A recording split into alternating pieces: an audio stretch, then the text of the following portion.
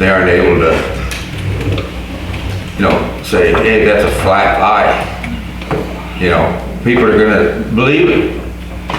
Yeah, unfortunately, that's the consequence of public comment. Yeah, yeah. You could build it into your process, right? If there's going to be public comment that directly addresses a specific candidate, you could build in allowing them to come up and respond. Yeah, I mean, there was names given. I would suggest a back and forth of any kind, No. but. Oh, no, but just, I would suggest we allow them by. yeah.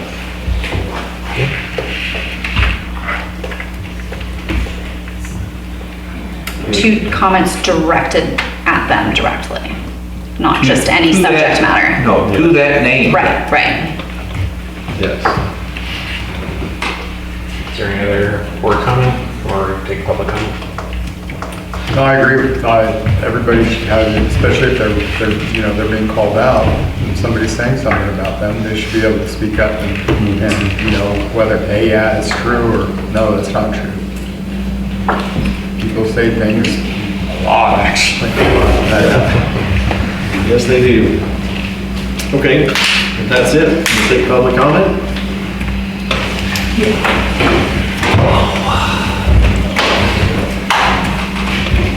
Good evening. The county process is fine. Staff has got important stuff they need to do.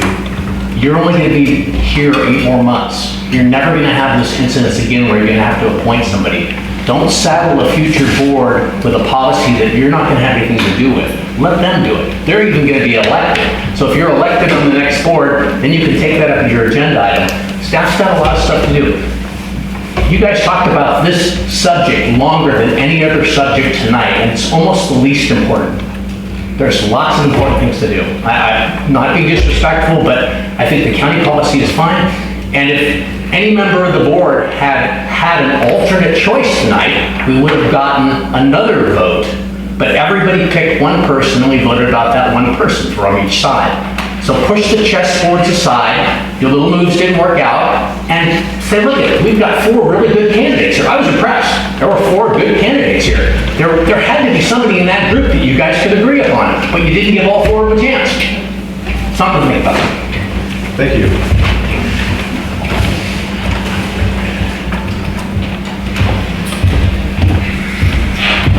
I totally agree with the previous speaker. Also, here's a couple of things to consider too. This is a job interview, so these extra questions that are ad hoc, there are certain things that can be asked of a candidate and certain things that cannot, just like in a job interview, okay? So maybe some of you have never had employees and you don't understand those rules, but there is that. There is also another thing too, that I haven't seen this many candidates come forward for a directorship. I don't know about you, but I've been on the board for a while. I came to meetings before and we didn't have that many. If you make this so intimidating, you'll have an empty seats again. Just like what we had before, nobody will show up. So don't make this so stressful and so, that's one thing. The other thing that I would say too is, you know, and I know you're not going to agree with this, of course, but safe to say that, you know, you want somebody who has some experience being on the board. Well, look at the candidates. Who has the most experience? And that should come into play. You know, right? Today it was Baker and myself, but so I understand that, you know, the way that you voted because we had the most experience. But or maybe like the candidate that just got off the board. Who was the one that was just on the board and just left? You know, that might come into play too, because they're the most up on the issues at hand. So there's a couple of other things too. So I want to stress though, those 3 extra ad hoc questions. As a woman to come in front of men, it's it's something that you have to have, it's not the easiest thing to do. And a lot of women, I've already been in your shoes, so I'm comfortable with it. But if I was doing this for the very first time, and then now you're throwing these other questions at me, and what? Yeah. I'm glad you didn't do that the first time. So, anyway, that's all I have to say. Thank you. Thank you. Any other public comment?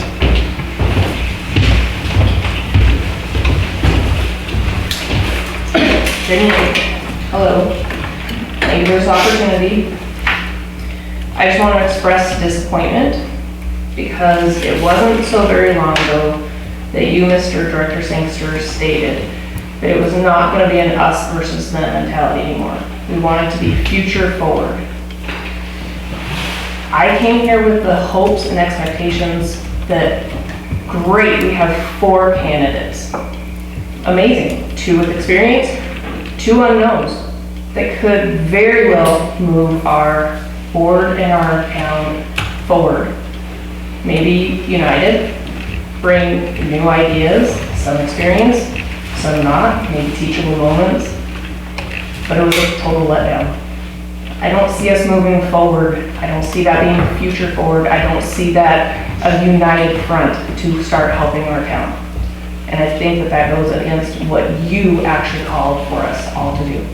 So if you're expecting your audience and your constituents in your town to come forward with an open mind and want to be united, I think that we need, as a board, for the board to come and be united and stop poking at each other and calling each other out on different things and just get to the bottom of the issues. Because as was stated by previous people, you have 4 amazing candidates up here. You had plenty of public comment in the letters, whether you agreed with it or you didn't agree with it, but there was plenty of opportunity. The last thing I will say is if you want to meet the candidates, there's plenty of opportunity. There's over a month that you had to actually call a meeting with them, dedicate one of your days to actually have conversation with them. They're just your town folks. They have to live in the boundaries of the town.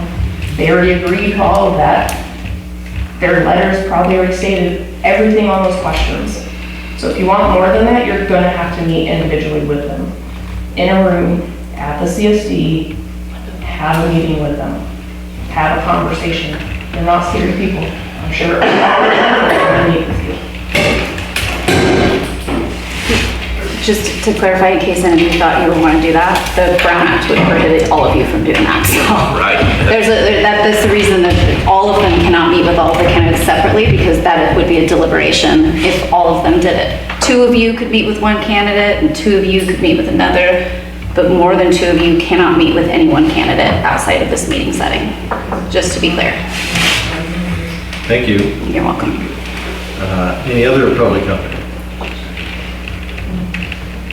Nope. All right, then we'll move on. Oh, I'm sorry, to wrap up one thing. Do we want the draft policy to come back as a standalone policy or as part of the board member handbook, or is there no preference? That should be part of the board member handbook. So, other board members have any comment on that? Okay. Okay, that was it. Good? Yep. Okay. Item number 4, waive first reading, read by title only, and introduce an ordinance of the San Miguel Community Services District Board of Directors adopting the 2025 California Fire Code, 2025 California Building Code, 2025 California Wildland Urban Interface Code, and local ordinance 01-2026. Good evening again, Directors. So suggested action is to obviously waive the first reading by title only, introduce an ordinance by the San Miguel Community Service District Board of Directors adopting the 2025 California Fire Code, 2025 California Building Code, 2025 California Wildland Urban Interface Code, and local ordinance 01-2026. And the purpose of this ordinance is to formally adopt the 2025 California Fire Code, including amendments around appendices 2025 California Building Code, Chapter 7A, and related reference sections, 2025 Wildland Urban Interface Code, which is a new code that came out this year, and Local Ordinance 01/2026 as the basis for all fire life safety items for the purpose of ratification by the County Board of Supervisors. The district has been operating under the 2022 California Fire Code, Local Ordinance 01/2023, and it's the district's responsibility to adopt the California Fire Code every 3 years, and that's necessary throughout the code cycles. The district must include any local ordinance at the time of current adoption. The purpose of adopting the local ordinance is to assure that fire life safety issues directly related to the agencies having jurisdiction, the AHJ, are properly mitigated to the best of the AHJ's ability. In order to maintain compliant with current county and state regulations, it is necessary to adopt the current California Fire Code in its entirety, all amendments, or rather appendices A through N, and Local Ordinance 01/2026. The fiscal impact is limited to staff and legal time and required posting notifications.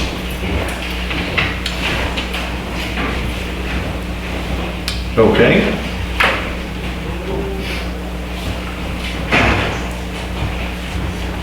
Board comment, any questions? When is the due date on this, Scott, officially? It's actually past due, so this should be our second reading. Unfortunately, last month we had a different path, and now we're here, so I'm behind the ball, behind the curve, trying to get this to the state fire marshal rep in San Luis Obispo County so they can put an entire package together for the County Board of Supervisors, which includes the adoption for all local government agencies. So the fire marshal rep, Battalion Chief McClain will put that together. So essentially, we're holding them up, is basically what you're saying. Because of... Unfortunately, it appears that way. I can't say a hard yes or no right now. Templeton just did theirs, so there's a second reading that'll come to pass and everything else that goes along with it. We do follow up in the county chiefs meeting, so I'll know more at the first of the month when we have our next meeting, where everybody's at in the process. And I will speak to Kevin directly. Perfect, thank you. You're welcome. Okay, I got a huge problem with this because on page 181, it doesn't say anything. We were supposed to bring back to vote on changing the ordinance of safe and sane fireworks, and you've got them in here. You know, you're gonna be the one selling them and giving out licenses and stuff like that. So to clarify, the safe and sane fireworks issue was requested to come back when there was a full board. Yeah. We don't have a full board still. You guys last meeting requested that we fill the vacancy and then we'd bring it back for a full board to discuss. So it remains unchanged in this ordinance because we don't have any direction or vote on the board to change that process at this time. And this has to be submitted as it's already late.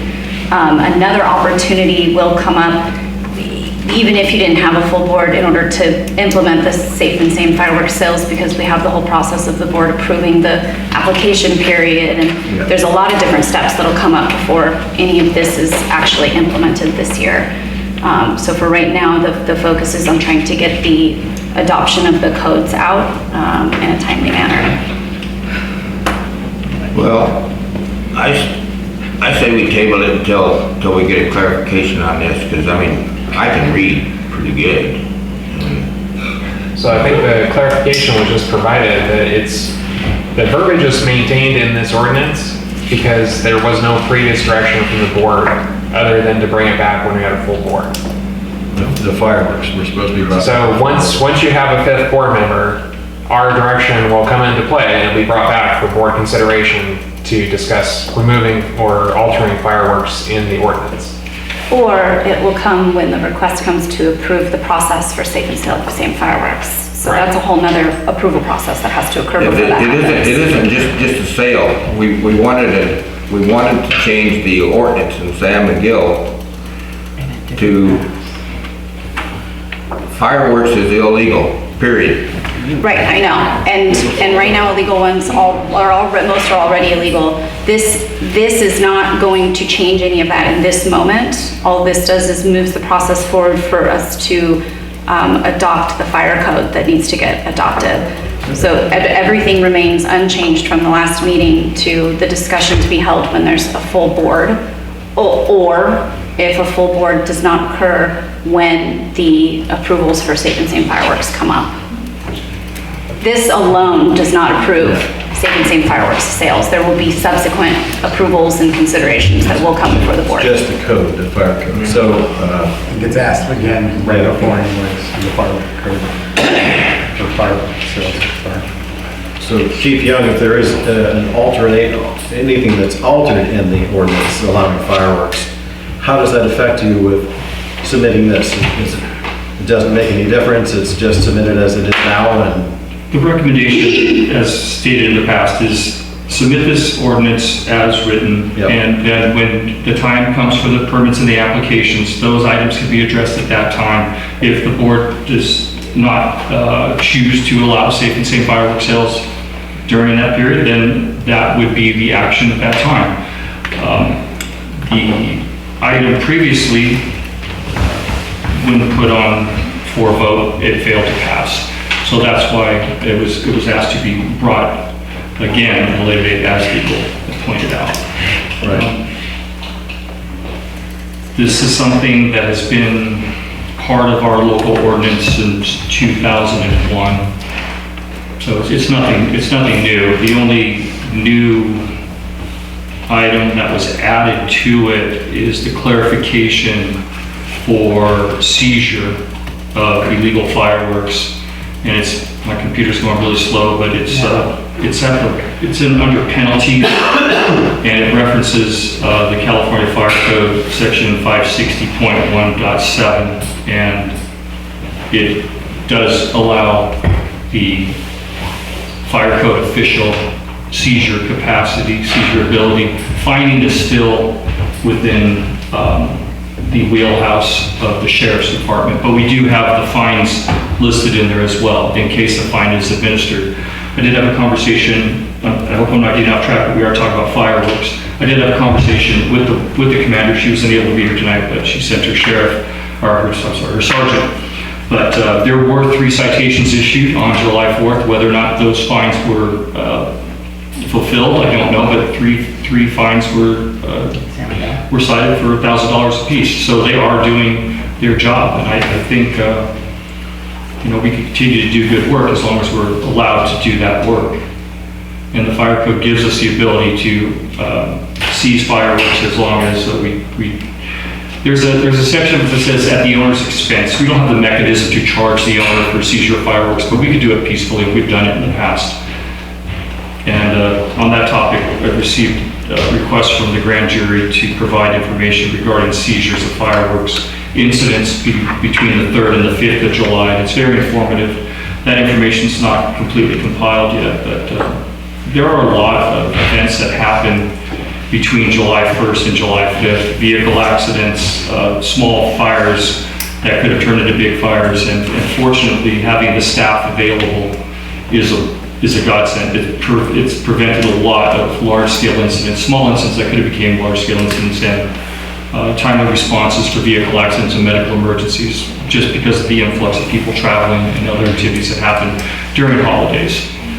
So the fireworks sales provides us the mechanism to provide the extra funding. And what we do with the fees, if you notice the trend, back in 2017, there was a trivial amount that was charged. Once I became the fire code official, the fees went up substantially. They went from $700 to $1,700. And they keep going up, and that's a reasonable cost for us to provide fire protection staffing during that duration, during the 1st through the 4th. And I polled other jurisdictions, and other jurisdictions are trying to do that. We are on par with what they charge for their application fees. Since we're talking about fireworks, if I start going off course, Christina, please throw something at me. Well, I think that the question is does the board Is this a relevant discussion for adoption of the fire code, knowing that the fireworks discussion is coming back specifically on several different levels? I think the global issue is the fire code itself and the hardening of structures and the adoption of the wildland-urban interface and vegetation management and everything that goes along with the fire code. The fireworks is just an accessory to our ordinance, and it could be addressed individually, where the balance of it would be more complex. And Okay, that was really the gist of my question, so thank you. Okay. Anything else, gentlemen? No. Anything else? I'm just waiting on a public Okay. comment, and then Okay. I will have something. Okay. Public comment on this item? Yes.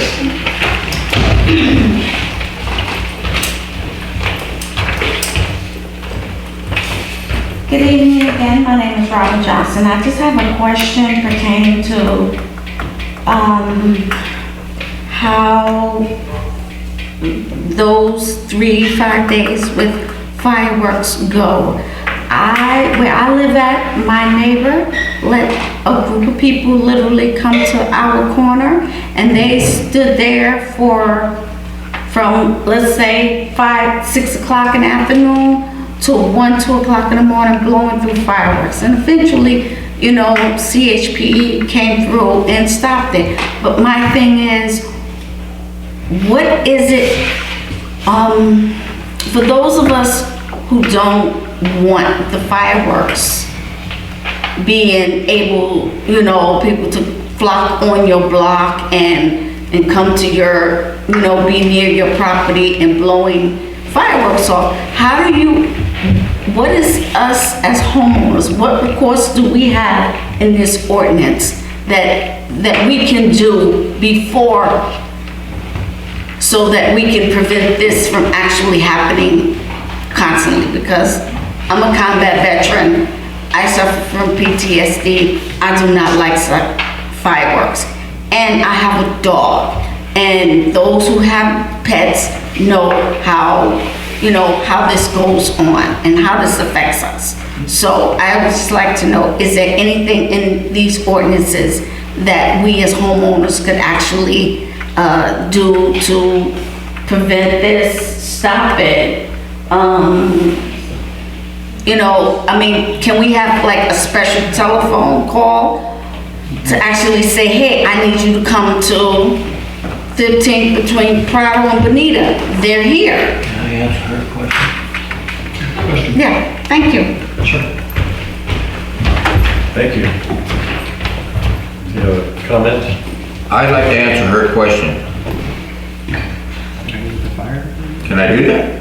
Can you? I don't know, let's hear it. Well, yeah, in answer to your question, ma'am, the existing ordinance, no, there's nothing you can do about it. That's why we need to change the ordinance.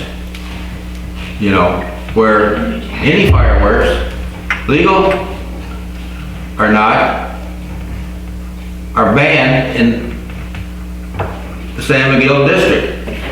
Problem solved. Everybody says, well, the illegal ones are already illegal, but if you didn't have hundreds of the ones that are sold by our fire department going off and everything, it would be real easy. Anybody shooting off any fireworks are breaking the law. So that's the answer to your question. Under this ordinance, the way it's written right in here, no, there isn't anything you can do about it. But if we get this ordinance changed, then there'll be something that can be done. He wants to ban everything. So, if I may. You can call the sheriff's department, they have law. So, hold on. So to speak, Call the sheriff's department. ma'am, to speak to your question, the ordinance is all encompassing and it's for fire life safety for the district. Let's just be clear about that. So it has to do with home hardening, vegetation management, building standards, things of that nature. But fireworks is only one section of it. Right. The ordinance does have, and it's called out finally, a section of the fire code that allows the fire department to seize illegal fireworks. We knew we had that ability. Last year, there were some issues that occurred that prevented us from performing that task. And that didn't help the situation. However, knowing the difference between legal and illegal fireworks is very important. And if you have time to come by the fire station, I have a great educational material that I can show you what illegal fireworks are and the impacts of improper use of illegal fireworks. If you have a situation in your area where people are using aerial fireworks, anything that leaves the ground explodes, thank you for your service, I understand your condition. Please call the sheriff's department and they will respond in kind. If you call 911 and specifically ask for the fire department to come to an area, we will do our best to get there. We could try to accommodate as much as possible within the community, but we have limited staff available. But we do the best we can with what we have. And our past efforts have been very successful. We're hoping our future efforts are successful as well. And we're able to do this without harm, because people that are using illegal fireworks know they're doing something they shouldn't be doing. And they're doing it blatantly. And usually they're as you said, in a group of individuals. And I know of individuals who put it on social media, and they tried to confront individuals and they were afraid of getting into a fist fight, essentially. So that's our job to do, and we do it well, and I'm proud of our department members and our safety director. I just have one more thing. A year or two ago, they said something about cameras and drones going over so they would be able to see who's blowing off the fireworks. What was the outcome of that? As Director Sankster nodded, we spoke of that, and the cost is prohibitive to us, and the fines would go directly to the fines received would go to the sheriff's department. They wouldn't come to us because we don't have the ability to collect administrative fines. It's about probably $10,000 flight at this point in time, and it's only a couple-hour duration. So the sheriff would be the benefactor of any fines collected, but we would have to foot the bill for the aerial enforcement. There are new technologies coming on board all the time, and it's my desire to kind of embrace the aerial technologies and see what we can do to try to enhance our ability, but we are limited as a community service district fire department. As legal pointed out, we have more authority as a fire district standalone than we do as a C.S.D. fire district. But we do everything we can. Very well, thank you. And to be clear, the fire department does not sell fireworks. The Firefighters Association sells fireworks. The line always gets blurred between the two organizations. We have any other public comment? We do not. All right. Back to the board. Then we adopt. This? Yeah, I was gonna make a motion. So we have a motion by Director Sankster to adopt the ordinance. Smiley. I'm sorry. I'm sorry. The motion by Director Smiley to adopt the ordinance. Second. We have it. Are you second already? Man, you guys are quick. I didn't even hear you. Slide the door open between you guys right there. Slide the door open. Very tempered at least. So we have a motion by Director Smiley to adopt the ordinance, or to approve it. To waive first reading and introduce the ordinance. And seconded by Director Beatty. Oh, okay. I mean, who wants it? What was the motion again? He's faster. He's a gunslinger. Waive the first reading of the ordinance And to introduce the ordinance. So there'll be a second reading at the next meeting if this passes. So it's not adopted yet. Oh, okay. There has to be 2 readings. Well, like I said, it'd be fine if they take that same fireworks off. So is it Beatty? For the second? We're gonna go with Beatty. Okay. Just for interest in moving forward here. Ready, dog? Go ahead. Okay. Director Beatty? Yes.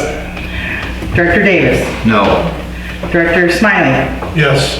Director Sangster. Yes. Passes 3, 1, and 1 vacancy.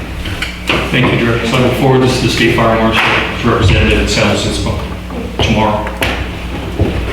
Your people's updated on that. This is it, No, we have to have a second reading. No, they have to review it. They have Oh, and then we they have a can do it. 30-day review period. Sorry, that's us. Yeah, We're wrong. All right. We're like, what are you talking about? they have to review it. Okay. We're gonna move on to item number 5, authorize the general manager to execute a contract with the Engineering Partners, Inc. for street lighting design services in an amount not to exceed $87,890 by resolution 2026-XX, including necessary budget adjustment. Thank you. Again, this is to approve a contract with Engineering Partners, Inc. for, in relation to the RFP that was released in October, at the October board meeting. After that meeting, we ended up with 2 bids, one from Engineering Partners, Inc. and one from M&S Engineers.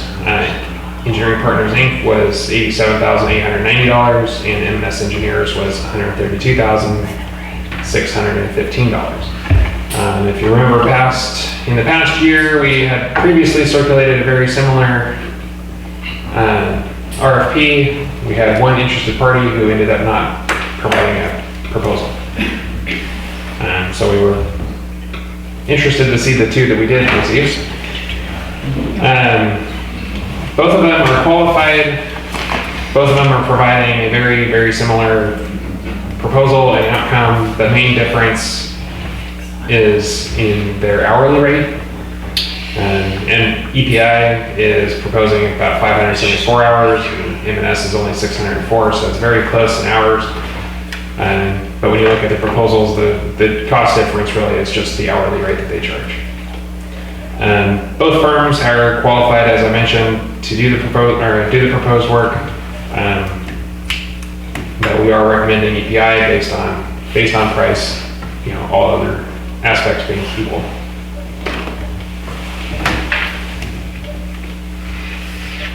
Have you ever worked with EPI previously? Honestly, I've never even heard of them before this. Okay, I haven't either, that's what I was asking. We did do some background research on them. It does seem that they do similar work and have done similar work in other agencies. They are fairly young, but it does seem to be that they have qualified personnel that would be able to effect this contract. Okay. What's your questions, gentlemen? I'm trying to see, for the street lighting, please remind me exactly the spot that we're talking about them going in. So there's several locations that we discussed. One of them, or several main locations, and then the RFP called for 4 additional locations.